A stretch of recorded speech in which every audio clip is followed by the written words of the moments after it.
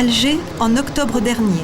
Pour la première fois, des familles manifestent malgré la peur pour savoir où sont ceux que l'on appelle désormais les disparus.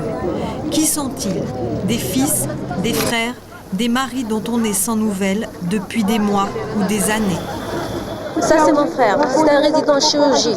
Il a disparu le 3 avril 1997. Il était de garde.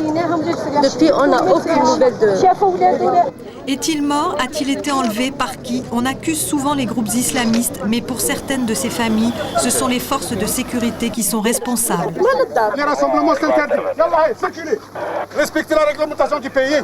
Ces familles de disparus ont bien du mal à faire entendre leur voix. Et pendant ce temps, les organisations chargées des droits de l'homme ont sur leur bureau de nombreux dossiers qui mettent en cause les forces de sécurité.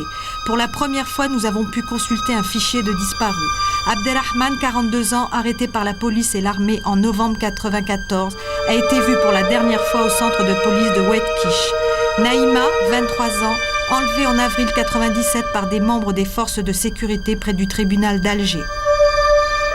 Hammer, 38 ans, convoqué à la brigade de gendarmerie. Depuis, il est porté disparu, ainsi que Nejwa, Saïd, Amin, Saïda. Ils seraient des milliers. Arrêtés en pleine rue, à la maison, de nuit ou sur leur lieu de travail, souvent les disparus sont tenus au secret dans des centres de détention en dehors de tout cadre légal. Selon les organisations des droits de l'homme, nombre d'entre eux auraient subi des tortures et des mauvais traitements. Pour les autorités qui admettent environ 700 disparitions, en revanche, elles ne reconnaissent pas l'existence des centres de détention secrets.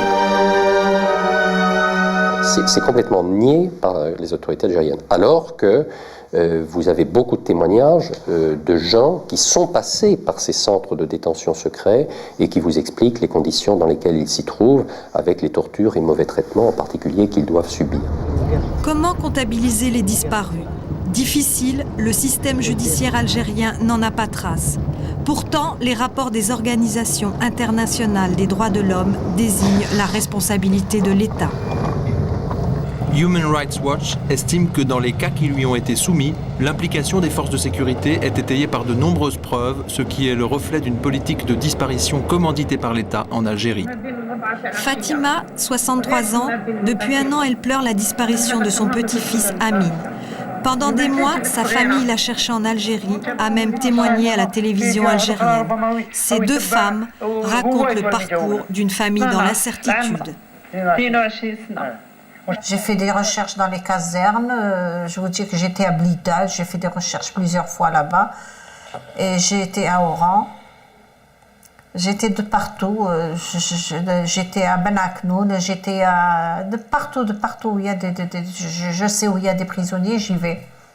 Est-ce que personne ne pouvait me dire quoi que ce soit? Ne pas savoir, je crois que c'est plus horrible que... Je crois que c'est plus horrible que tout, hein. Ne pas savoir, l'incertitude, espérer le retrouver et puis tout d'un coup avoir peur de le retrouver mort, c'est affreux. Il meurt tous les jours, il reste tous les jours et puis on est là et puis on attend et puis les jours passent et puis on se demande quand ça va se terminer, quoi. Une question que beaucoup d'Algériens se posent sur le dossier des disparus. Nous avons contacté les autorités algériennes, elles n'ont pas donné de réponse à notre demande d'interview.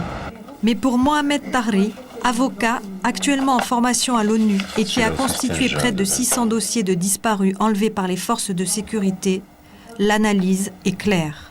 Les arrestations ne se font pas au hasard, elles se font sur la base de listes de personnes qui sont citées soit sur la torture, donc quelqu'un qui cite des voisins, qui cite n'importe qui, et là on arrête ces personnes.